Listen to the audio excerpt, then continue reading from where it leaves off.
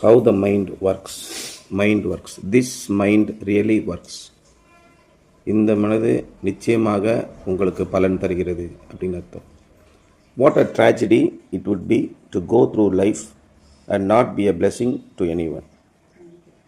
வாழ்க்கை முழுவதையும் வாழ்ந்தோம், ஒருத்தருக்கு கூட ஆசீர்வாதம் இல்லாமல் நம்ம வாழ்க்கையை வாழ்ந்து முடிச்சிருக்கோம்னா அது எவ்வளோ பெரிய மோசமான படு பயங்கரமான விஷயமா இருக்கும். பவுல் சொல்கிறது பூராமே இன்றைக்கி நம்ம படித்தோம்ல 1 தெசலோனிக்கேயர் 5ஆம் அதிகாரம். மேலும் சகோதரரே, நாங்கள் உங்களுக்கு போதிக்கிறது என்னவென்றால், ஒழுங்கில்லாதவர்களுக்கு புத்தி சொல்லுங்கள், திடனற்றவர்களை தேற்றுங்கள், பலவீனரை தாங்குங்கள், எல்லாரிடத்திலும் நீடிய சாந்தமாயிருங்கள், ஒருவனும் மற்றவன் செய்யும் தீமைக்கு தீமை செய்யாதபடி பாருங்கள், உங்களுக்குள்ளும் மற்ற யாவருக்குள்ளும் எப்பொழுதும் நன்மை செய்ய நாடுங்கள், எப்பொழுதும் சந்தோஷமாயிருங்கள். அடுத்தவர்களுக்கு உங்களுடைய வாழ்க்கையினாலே என்ன பயன், என்னுடைய வாழ்க்கையினாலே எனக்கு என்ன பயன் என்பதை விட கிறிஸ்தவர்களாக மாறின பின்பு மற்றவருடைய ஒவ்வொருவனும் அடுத்தவனுடைய பக்தி விருத்தி, அடுத்தவனுடைய நன்மையை நாட கடவுள்னு இருக்குது. ஆனால் நம்ம எல்லா பேருமே என்ன யோசிக்கிறோம், எனக்கு என்ன கிடைக்கும், இயேசுவை கும்பிட்றதுனால எனக்கு என்ன கிடைக்கும், நான் கிறிஸ்தவ மாறுறதுனால எனக்கு என்ன லாபம், இப்படி தான் எல்லாத்துலேயுமே பார்க்கும். அதான் கூட சொல்லுவான்ல, அவன் ஜௌரியத்தை பார்க்க தான் செய்வான்னு சொல்லுவான்ல காமெடி. எல்லா பேருமே அதே மாதிரி இருந்துட்டோம்னா இந்த உலகத்தில் எப்படி இருக்கும், சுயநலமான உலகமாக இப்படி மாறிடும். எல்லா பேருக்குமே மனசில் ஒரு ஏக்கம் இருக்கும், யாராவது நமக்கு உதவி செய்ய மாட்டாங்களா அப்படின்னு. யாராவது நம்ம சிரமப்படுற நேரத்தில் நமக்கு உதவி செஞ்சாங்கன்னு வச்சுக்கோங்களேன், நமக்கு ரொம்ப ஹெல்ப்பாக இருக்கும், ரொம்ப ஆசையாக இருக்கும். பரவாயில்ல, நல்ல வேளை நான் நம்ம மட்டும் வந்து உதவி செய்யலான்னு நமக்கு எப்படி இருக்கும் அப்படின்னு நம்ம நினைப்போம். அதே மாதிரி தான் எல்லாருமே நினைப்பாங்கன்றதை மறந்துடுறோம். இக்கட்டான சூழ்நிலையில் எல்லாருமே வந்து எனக்கு ஏதாவது உதவி செய்ய மாட்டாங்களா அப்படின்னு நினைப்போம். அப்படி செய்யும்போது நம்முடைய மனசு என்ன சொல்லுவோம், அவ்வளோ தூரம் செஞ்சோம், அவங்களுக்கு நன்றி இல்லாமல் போயிட்டாங்க அப்படின்னு நமக்கு வரும். ஆனால் அதை தான் அங்கே இயேசு சொல்கிறாரு, எல்லாருமே நன்றி இல்லாதவங்களாக தான் இருப்பாங்க, நீங்கள் நன்மை மட்டும் செய்யுங்க அப்படின்னு சொல்கிறேன். ஒருவனும் மற்றவன் செய்யும் தீமைக்கு தீமை செய்யாதபடி பாருங்கள், உங்களுக்குள்ளும் மற்ற யாவருக்குள்ளும், எப்படி உங்கள் சொந்தக்காரங்களுக்குள்ளும் மற்ற வெளியில் இருக்கிறவங்களுக்குள்ளும் எப்பொழுதும் நன்மை செய்ய நாடுகள். இது ஒன்று மட்டும் தான் நம்ம செய்யக்கூடிய விஷயம்.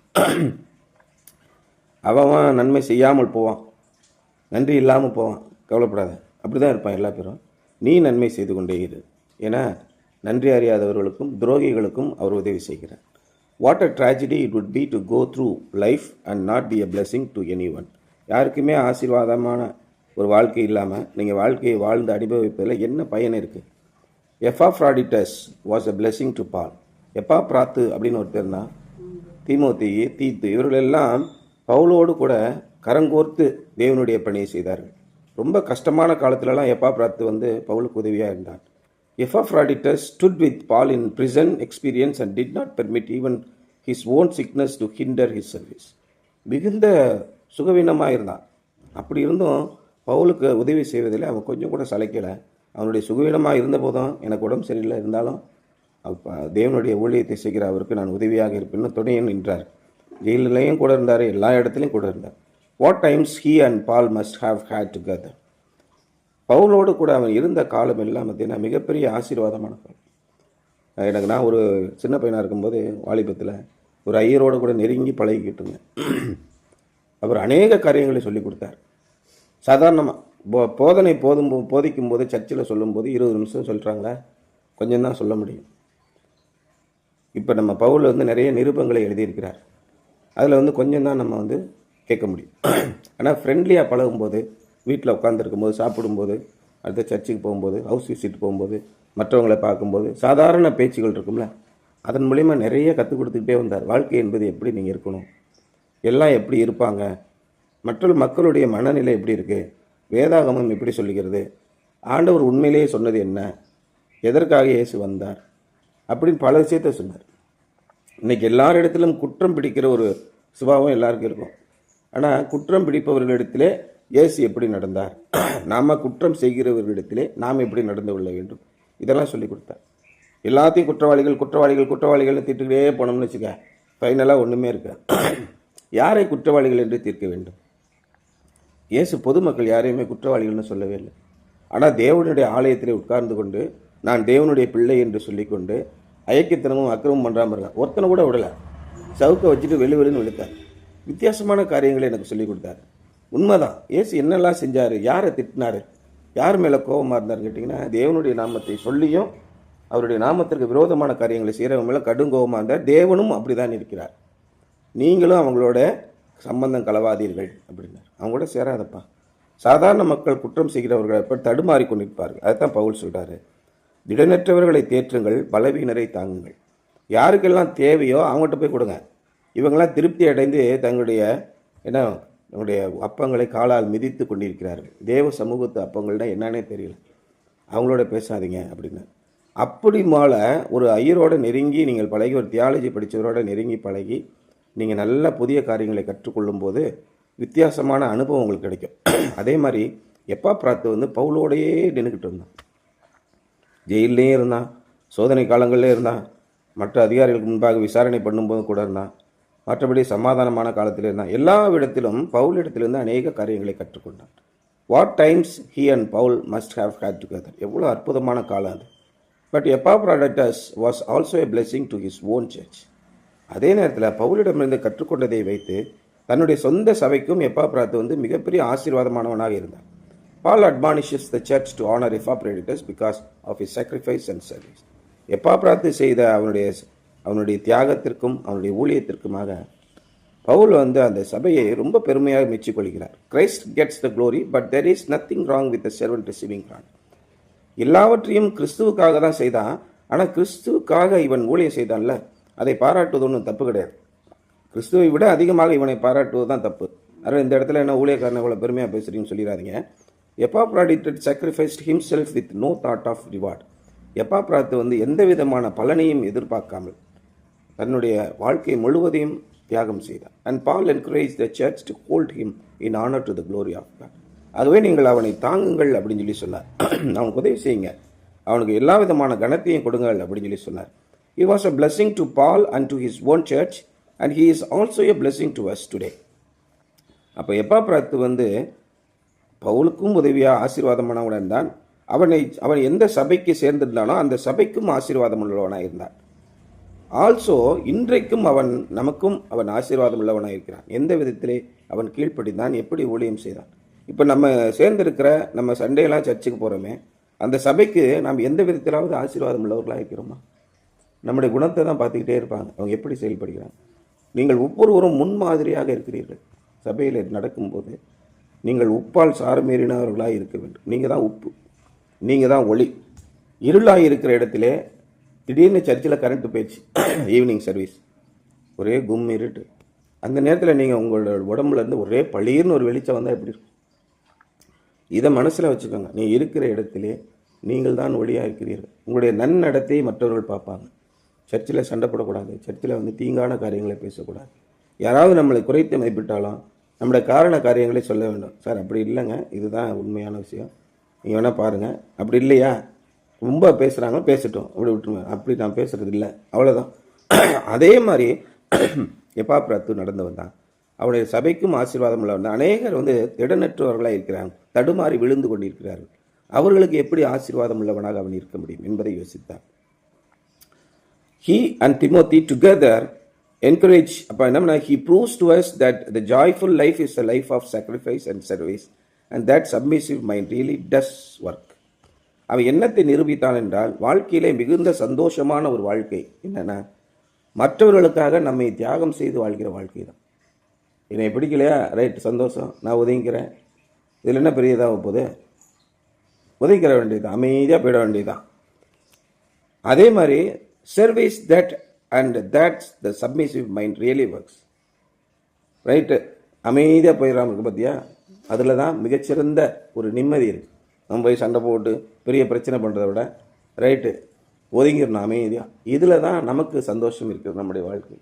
நீங்கள் எவ்வளோ தூரம் நடந்து போகிறீங்களோ வாழ்க்கையில், இதே மாதிரி ஒரே விதமான பிரச்சனைகள் தான். ஆட்கள் மாறும், தேதிகள் மாறும், சூழ்நிலை மாறும், ஒரே சூழ்நிலை தான். எல்லாம் எடுத்து பார்த்திங்கன்னா டெம்ப்ளேட் ஒரே டெம்ப்ளேட்டு தான் இருக்கும். ஆள் தான் மாறுவான், சூழ்நிலைகள் மாறும், இடம் மாறும், இப்படி தான் மாறும். அதே பிரச்சனை தான் எல்லா இடத்துலையுமே. நம்ம ஒரு அமைதியான மனநிலை, இணங்கும் மனநிலை கொண்டிருந்தோம்னா நமக்கு பிரச்சனையே இல்லை. ரைட்டு விடுங்க, நீங்கள் பார்த்துக்கோங்க, அவ்வளோதான். ரைட்டு விடுங்க, நீங்கள் பார்த்துக்கோங்க, வேலை முடிஞ்சு போச்சு. நம்மளால் செய்யக்கூடிய இடம் வந்துச்சுன்னா நம்ம செய்கிறோம். நம்மளை வேண்டாம் என்ற ஒரு நிலை வந்துச்சுன்னா ரைட்டு, சந்தோஷம், நாங்கள் அடுத்த இடத்துக்கு போகிறோம். பவுல் அதை தான் செய்தார். பவுலுக்கும் பர்னபாஸுக்கும் பிரச்சனை வந்தோடனே ரைட்டு, இவ்வளோ பெரிய ஊழியக்காரன் பவுல், நீலாம் யோக்கியம் கிடையாது, போடாமல் இரு அப்படின்னா பர்னபாஸோட சரி ரைட்டு அந்த பக்கம் பிரிஞ்சு வந்துட்டாங்க. இப்படி மிகப்பெரிய ஆசீர்வாதங்களை அநேகருக்கு உண்டு பண்ணினதில் இன்றைக்கி யார் நிலைத்திருக்கிறார் என்றால் பர்னபாஸ் நிலைத்தில்லை, பவுல் நிலைத்திருக்கிறார். அப்போ இந்த submissive mind really does work. He and Timothy together encourage us to submit ourselves to the Lord and to one another in spirit of Christ. கிறிஸ்துவனுடைய ஆவியிலே பவுலும் தீமோத்தேயுவும் இவனும் எப்பாப்ராத்துவும் ஒருத்தருக்கு ஒருத்தர் சமர்ப்பித்து ஒருத்தருக்கு ஒருத்தர் இணங்கி நடந்து இப்படியாக பவுலுடைய ஊழியத்திலே கை கொடுத்தார். Paul shows us the power and Timothy and Epaphroditus are the proof that this mind really works.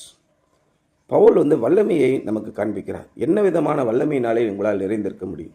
தேவனுடைய அன்பிலே நிலைத்திருங்கள். இதான் கடைசியாக அவர் சொல்கிறார்.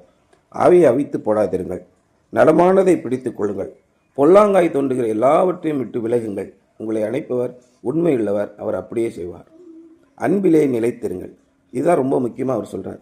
மகாபிரிய வல்லமை என்பது எதிலே இருக்கிறது? என்ன அமைதியாக இருப்பதில் தான் இருக்குது. சத்தம் போட்டு கத்திட்டு கிடந்தோம்னு வச்சுக்க, அதில் வல்லமை இல்லை. அமைதியாக இருப்பதிலே மிகப்பெரிய வல்லமை இருக்கிறது. இதை பவுல் நிரூபித்து காண்பித்தார். ஆனால் இந்த சப்மிசிவ் மைண்ட் ரியலி ஒர்க்ஸ் அப்படிங்கிறத ஒரு அடக்கமான இணக்கமான மனநிலை தான் எல்லா இடத்திலையும் வெற்றி கொள்கிறது என்பதை தீமோத்தேயும் எப்பாப்ராத்துவும் செய்து முடித்தார்கள், செய்து காண்பித்தார்கள். Will you permit the spirit to reproduce the mind of Christ in you? உங்களிடத்திலே உங்களுடைய சொந்த மனது ஒன்று இருக்கும். என் மனசுக்கு பிடிக்கல, ரைட், கிறிஸ்துவின் மனதுக்கு எது பிடிக்கும் அப்படின்னு நீங்கள் கேட்டிங்கன்னா தெரிஞ்சு போயிடும். அவர் சிலுவையின் மரண பரியந்தம் நம்மை தாழ்த்தினார். தம்மை மேகா கேவலமானவங்களாக பேசினாங்க. எதுக்கு? உங்கள் அப்பா யாருன்னு எனக்கு தெரியும் சொல்லி சொன்னாங்க. உங்கள் சர்ச்சில் கூட இருக்கிற கிறிஸ்தவர்களாக சொல்லுவாங்க, நீ ஒழுக்கக்கேடானவன், நீ உன்னுடைய பிறப்பே அசிங்கமான பிறப்புன்னு சொன்னாங்க. ஒதுக்கி வச்சாங்க. சந்தோஷமாக ஏற்றுக்கொண்டார். ஆனாலும் சர்ச்சில் அவர் ஊழியம் பார்க்காமவே இல்லை. கூப்பிட்டு செம்ம அப்பு விட்டார். எதை குறித்து சொல்லி எதுக்கு அந்த மாதிரி நிலைமை அவர் எடுத்தார்னா, சிலுவையின் மரண பரியந்தம் தன்னை தாழ்த்தினார். யாருக்காக தாழ்த்தினார் என்றால், யாரெல்லாம் ஒடுக்கப்பட்டிருந்தார்களோ, யாரெல்லாம் புறக்கணிக்கப்பட்டிருந்தார்களோ, யாரையெல்லாம் சபை மக்கள் அவமானப்படுத்தினார்களோ, சகோதர சகோதரிகள் அவங்களை மதிக்கவே இல்லை. அதான் இயேசு சொன்னார். பரிசேயர்லாம் என்ன சொல்கிறான், அவனுடைய இயேசுவோடைய சகோதரர்களோடு சேர்ந்துட்டாங்க. யாக்கோபு யோசேப்புலாம் நம்ம கூட தானே இருக்கான், அவன் அண்ணன் தானே இயேசு, யாருக்கு பிறந்த அண்ணே தெரியாது, அவன் தானே அப்படின்னு சர்ச்சில் கேட்டாங்க. பரிசேயர்லாம் சொன்னாங்க, அவங்கெல்லாம் நாங்கள்லாம் யோக்கியமாக பிறந்தவங்க, நாங்கள்லாம் நல்ல ஜாதியில் கல்யாணம் பண்ணவங்க அப்படின்னு இயேசுவோட கூட பிறந்தவங்களாம் சொல்லிவிட்டு சபையில் ஒட்டிக்கிட்டாங்க. இயேசுவை மட்டும் ஒதுக்குனாங்க. இயேசு என்ன சொன்னார், ஆமாம், நான் யாருன்னு உங்களுக்கு தெரியாது, நான் என்ன காரியம் செய்து கொண்டிருக்கேன்னு உங்களுக்கு தெரியாது, அட்லீஸ்ட் என்னை நம்பாமல் போனாலும் போய் தொலைங்க, நான் செய்கிற கிரியைகளினாலாவது என்னை நம்புங்கன்னு சொன்னார். கடைசி வரைக்கும் அவர் ஏற்றுக்கொள்ளவே இல்லை. சிலுவையில் கொண்டு போய் அரைச்சாங்க. அவர் அதுக்கு தான், அவருடைய ஜாதகத்தில் அவர் அதுக்கு தான் வந்தார். உலக மக்களின் பாவங்களை தீர்ப்பதற்காக தான் இயேசு கிறிஸ்து வந்தார். வந்தது நிறைவேற்றினார். பின்பு உயிரோடு வந்தார். அதை நம்ப மாட்டோம்னு சொல்லி சொன்னாங்க. பொய் சொன்னாங்க. கடைசி வரைக்கும் பொய் சொல்லிட்டு தான் இருப்பான். இல்லாத ஒன்றை சொல்லி கேவலப்படுத்துவது மட்டும்தான் அவனுடைய வேலை. ஆனால் இவன் எப்படிப்பட்ட அயோக்கியப்பலாக இருப்பான், நம்பர் 1 திருட்டு பயில்வ. எல்லாம் பரிசெயரும் சதி செய்யரும் என்ன பண்ணாங்க, ஒருத்தலாமிலும் மறிக்கொழுந்திலும் தசமாக கொடுத்து பின்பக்கமாக போய் ஆட்டையை போட்டு போகிறதா அவங்க வேலை. ஏசு தெளிவாக சொன்னார். அதற்காக அவரை கொலை செய்தார். இப்படியெல்லாம் ஒரு நிலை வரும்போது நீங்கள் கிறிஸ்துவின் மனநிலை உங்களில் இருக்க செய்வீர்களா? அவர் என்ன பண்ணார், அமைதியாக போயிட்டார். ஆமாம், நீ அப்படி தான் செய்வீங்க, உங்களை பற்றி தான் ஊருக்கே தெரியுமே. அதான் ரொம்ப தெளிவாக சொன்னார். என்ன சொன்னார், ஒருவனை உங்கள் மார்க்கத்தான் ஆகும்படி கிழக்குக்கும் மேற்குக்கும் வடக்குக்கும் தெற்கும் போய் அலைந்து அவனை உங்கள் மார்க்கத்தானாக ஆக்குகிறீர்கள். அல்லேலூயா, கொல்லேலூயா, கல்லேலூயான்னு கத்துவான். கிறிஸ்தவனை எப்படியாவது மாற்றுவான். கிறிஸ்தவனை மாற்றின பிறகு அவனை உங்களிலும் அதிகமாக பிசாசின் பிள்ளை ஆக்குகிறீர்கள். அயோக்கிய பையன் நம்பர் 1 ஆக்கி வச்சுருப்பான். கடைசியில் காசுக்காக பைபிளை தூக்கிட்டு அலையிறவனை ஆக்கி வச்சுருப்பான். இதுதான் நிலைமை. கிறிஸ்துவின் சிந்தையே உங்களில் இருக்க கிடவுது. கிறிஸ்து என்ன சொன்னார்னா, இடைவிடாமல் ஜெபம் பண்ணுங்கள், எப்பொழுதும் சந்தோஷமாயிருங்கள், எல்லாவற்றிலேயும் ஸ்தோத்திரம் செய்யுங்கள். அப்படி செய்வதே கிறிஸ்து உங்களுக்குள் உங்களை குறித்து தேவனுடைய சித்தமாக இருக்கிறது. தீர்க்கதரிசிகளை அற்பமாக எண்ணாதீர்கள், எல்லாவற்றையும் சோதித்து பார்த்து நலமானதை பிடித்து கொள்ளுங்கள். இந்த இடத்துல சொல்கிறாரு, இன்னொருத்தர் எல்லா ஆவியையும் சோதித்து பாருங்கிறார். ஒருத்தன் கதிர் கிடக்கானா என்னான்னு பாருங்கள், அவன் உண்மையான தீர்க்கதரிசியா, அவனுடைய செய்கைகள் எப்படி இருக்கிறது. ஆண்டவரிடத்தில் ஜெபம் பண்ணுங்கள், ஆண்டவரே எப்படியாப்பட்டவனாக இருக்கிறான். நிறைய ஊழியக்காரங்க அமைதியாக போய்கிட்டு இருக்காங்க. இந்த லீடிங் பாஸ்டர்ஸ் இருக்காங்கல்ல, நம்ம இப்போ ஜான் ஜப்ராஜ் என்ன வேலை பண்ணி இப்போ முஸ்லீமில் சேர்ந்துட்டானா? ஐயா, அசுத்தமான காரியங்களாம் பொண்டாட்டி விட்டு இன்னொரு பொம்பளையோட தொடர்பு வச்சுட்டு உட்காந்துருக்கான். எவ்வளோ தவறான வேலைகளை செய்கிறாருங்க. இன்றைக்கி நம்ம கிறிஸ்தவ மதத்தில் செய்கிற முக்கால்வாசி பேர் இந்த மாதிரி தான் அழிஞ்சு போகிறோம். ஏன்னா நம்ம இப்போ ஆண்டவரை பற்றி சிந்திக்கிறோம்னா நம்ம மீது பயங்கர கோபமாக இருப்பான் சாத்தான். எந்தெந்த வழிகளிலெல்லாம் நம்மளை அடிக்க வேண்டும் என்று காத்திருப்பான். அதற்காக தான் அவர் என்ன சொல்கிறார்? இடைவிடாமல் ஜெபம் பண்ணுங்கள், ஊக்கமாக ஜெபம் பண்ணுங்கள், மன்றாடி ஜெபம் பண்ணுங்கள். மன்றாடி ஜெபம் பண்ணுறதை ஆண்டவர் கேட்கிறார். ஆண்டவர்கிட்ட விடாப்படியாக கேளுங்க. சும்மா ஆண்டவர்கிட்ட நம்ம கேட்கிறோம், அது ஒன்று இருக்குது. அவர் செய்ய ஆரம்பிச்சுவார், அவருக்காக காத்திருக்குமா செய்வார். ஆனாலும் நம்ம அவரிடத்திலே மன்றாடி ஜெபிக்க வேண்டும் என்று ஆண்டவர் விரும்புகிறார். இயேசு கிறிஸ்து எப்படி ஜெபித்தார்? இந்த மன்றாட்டு ஜெபங்கிறது ரொம்ப முக்கியம். ஊக்கமாக ஜெபியுங்கள், மன்றாடி ஜெபியுங்கள், ஆவியிலே ஒருமனப்பட்டிருங்கள். இதெல்லாமே சொல்கிறேன். இன்னைக்கு காலையில் எனக்கு ஒரு 3:30 மணிக்கு ஏதாவது சிந்தனை, நீ ஜெபம் பண்ணுற, ஆனால் மன்றாடி ஜெபம் பண்ணுறியா? உனக்கு வெற்றி வேணும்னா மன்றாடி ஜெபம் பண்ணு. மன்றாடி ஜெபம் பண்ணுகிற ஜெபத்தை தேவன் கேட்கிறார் அப்படின்னு ஒரு சிந்தனை. உள்ளபடியே அது உண்மைதான். மன்றாட்டு ஜெபத்தை தேவன் கேட்கிறார். இயேசு கிறிஸ்து அப்படியே விடாப்படியாக ஜெபிக்கிறார். ஆண்டவரே எனக்கு செய்யுங்க. அப்படி ஜெபித்தும் தேவனுடைய சித்தம் தான், உங்களுடைய சித்தம். இயேசு கிறிஸ்துவே பிதாவின் குமாரனாக இருந்த இயேசு கிறிஸ்துவுக்கே அவருடைய ஜெபம் கேட்கப்படாமல் போகும்போது நம்முடைய ஜெபமும் சில நேரங்களிலே கேட்கப்படாமல் போகலாம், வாய்ப்புண்டு. ஆனால் அப்படி போனாலும் நீங்கள் கிறிஸ்துவின் அன்பை விட்டு விலகாதிருங்கள். உங்களுடைய வாழ்விலே கிறிஸ்துவின் எண்ணம் வேறதாக இருக்கலாம். Let this mind be in you which was also in Christ. இயேசு கிறிஸ்துவில் இருந்த அதே சிந்தனையே, பிலிப்பியர் 2:5 பாருங்க. கிறிஸ்து இயேசுவில் இருந்த அதே சிந்தனையை உங்களிலும் இருக்கக்கூடாது.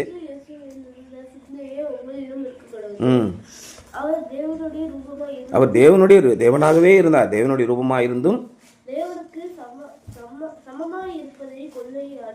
தேவனுக்கு சமமாய் இருப்பதை கொள்ளையாடின பொருளாக எண்ணாமல் தம்மைத்தாமே வெறுமையாக்கி அடிமையின் ரூபம் எடுத்து மனுஷ சாயலானார். உங்களை அவமானப்படுத்துகிறார்களா? உங்களை கேவலப்படுத்துகிறார்களா? இயேசு கிறிஸ்துவே கேவலப்படுத்தினார்கள். பச்சை மரத்திற்கே அதை செய்தார்கள். நீங்களெல்லாம் பட்ட மரங்கள், உங்களுக்கு எவ்வளோ செய்ய மாட்டாங்க. அமைதியாக இருந்தார். சிலுவையின் மரண பரியந்தம் தம்மை தாழ்த்தினார். போயிட்டு வேலைக்கு போய்கிட்டே இருங்க. கிறிஸ்து இயேசுவில் உள்ள சிந்தையை உங்களில் இருக்கிடுவது. அமைதியாக போங்க. அயோக்கிய பயலுக மத்தியில் தான் நாம் வாழ முடியும். இருளில் தான் நாம் வாழ முடியும். இருளில் பிரகாசிக்கிற ஒளியாயிருங்க. நீங்கள் அதே மாதிரி செய்யாதீங்க, போய்கிட்டே இருங்க அப்படி சொல்கிறேன். இன்னைக்கு action assignment. Think of being a person like Epaphroditus as you go through your day. இந்த நாளிலே நீங்கள் செல்லும் பாடுகளின் வழியாக உங்களுடைய நாளை நீங்கள் கடந்து போகும்போது எப்பாப்ராத்துவை நினைத்துக் கொள்ளுங்கள். Make it a point to be a faithful Christian servant. உண்மையுள்ள கிறிஸ்தவ ஊழியக்காரன் எப்படி இருப்பான் என்பதை குறித்து வைத்துக் கொள்ளுங்கள். அதன்படியே நடவுங்கள் என்பதுதான் இன்றைய சிந்தனை.